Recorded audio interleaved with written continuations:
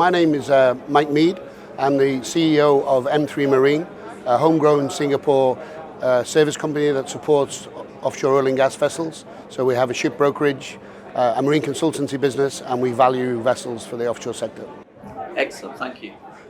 So in your presentation earlier, what are the key trends that you have seen in the market over the last year? So in the last year, what we've evidenced is we are now into a super cycle. And there have been, in my lifetime in offshore shipping, there have been 5 super cycles.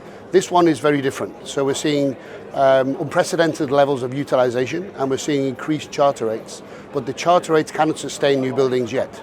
And I estimate within the next 5 to 7 years, you'll start to see the new building boom. So this super cycle, we're not able to build our way out of it yet. And what do you see happening in the future years? What do you foresee happening? We'll build our way out of it eventually. Obviously, there's a move for decarbonisation, so we've got to be smart when we build these ships. We've got to have the right engines that can burn the right fuel. I'm not a believer in alternative fuels for OSV, so we've got to come up with other methods such as electrification, decarbonising the vessels using existing fuels to get to a 50% emissions reduction by 2050. What can owners do to enhance their chances and opportunities in this market?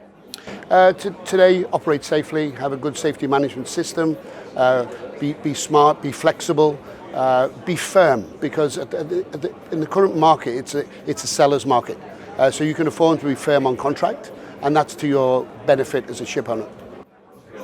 And you spoke about the subsea market in particular. Did you say there's only 60 DSVs available? Yeah, so subsea is a passion of mine. I'm a shareholder and investor in a DSV.